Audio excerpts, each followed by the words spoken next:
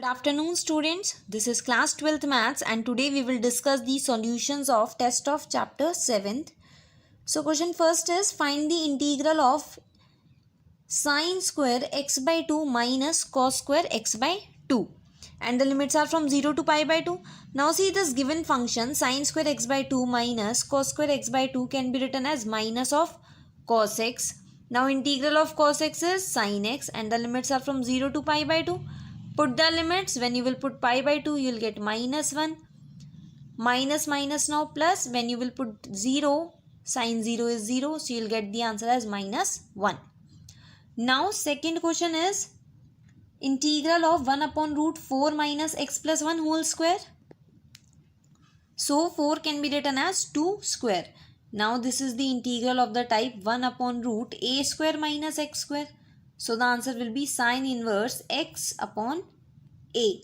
Here the x is complete x plus 1 and a is 2 plus c. Question number third is log x whole raised to the power n upon x. So it is very clear, and in this you will take log x as equal to t.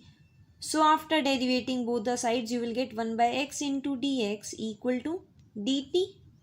Now this integral will become t raised to the power n into dt, and the integral of t raised to the power n is t raised to the power n plus 1 upon n plus 1 plus c, and in place of t again write down log x. Right? Now solution of fourth is integral of 1 upon x minus 8 whole square, which can be written as x minus 8 whole raised to the power minus 2, and integral of this is x minus 8 raised to the power minus 2 plus 1, that is minus 1 upon minus 1 plus c, which can also be written as like this, right? Question number 5th is integral of cos 8x into sin 2x. So first of all multiply the function and divide it by 2. Now apply the identity of 2 cos a sin b, which is sin a plus b, that is 8x plus 2x 10x, minus sin a minus b, that is 8x minus 2x, which is 6x. Now you know the integral of both of these. Integral of sin 10x is minus cos 10x upon 10, and minus integral of this sin 6x will be minus cos 6x upon 6, but minus is already here, therefore it will become plus, right? Now question number 6 is integral of 3x plus 5 upon x minus 1 into x minus 2. So we will use the partial fraction. Write down this function as equal to this. Now take the LCM, you will get this. Compare the coefficients, you will get the value of a and b as minus 8 and 11.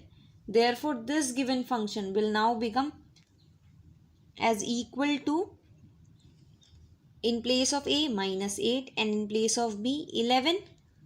So this integral will now become minus 8 integral of 1 upon x plus 1 plus 11 integral of 1 upon x plus 2. Now integral of 1 upon x plus 1 is log mod x plus 1 plus 11 into log mod x plus 2 plus c. Now question number 7th is integral of modulus of x minus 3 plus modulus of x minus 4 plus modulus of x minus 5, and the limits are from 2 to 6. So first of all you have to check in the limit from 2 to 6 which of the function is positive and which is negative.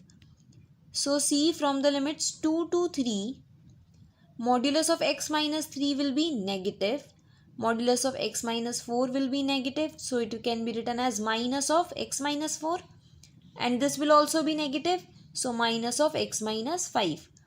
Then from the limits 3 to 4 this term will be now positive because it is equal to 0 or positive when x is equal to greater than 3. So therefore this will be positive. The rest 2 will be negative. So in place of modulus of x minus 4 you will write minus of x minus 4 and minus x minus 5. Now from the limits 4 to 5. These two will now be positive. Modulus of x minus 3 will be x minus 3 and modulus of x minus 4 will be x minus 4. But this will be negative. Therefore, minus of x minus 5. And from the limits 5 to 6, all of these three modulus will be positive. So x minus 3 plus x minus 4 plus x minus 5. Now solve these functions. You will get integral of minus 3x plus 12 from the limits 2 to 3 plus integral of 6 minus x from the limits 3 to 4 plus integral of x minus 2 from the limits 4 to 5 and plus integral of 3x minus 12 from the limits 5 to 6. Right? Now solve these integrals and then put the limits. Question number 8 is integral of x square into cos 2x. Because this is the product of two different functions in the same variable x, we will apply integration by parts, and according to ILATE, we will select x square as our first function and cos 2x as our second function. When you will apply the formula, you will get this. Now integral of cos 2x is sin 2x upon 2 minus integral of derivative of x square is 2x and integral of cos 2x is sin 2x upon 2. This term as it is. Now minus this 2 will get cancelled. So you will get integral of x into sin 2x. Again apply integration by parts. So x into integral of sin 2x minus integral of derivative of x into integral of sin 2x. Now integral of sin 2x is minus cos 2x upon 2. And here the derivative of x is 1 and integral of sin 2x is minus cos 2x upon 2. Because of that this minus will become plus. Right?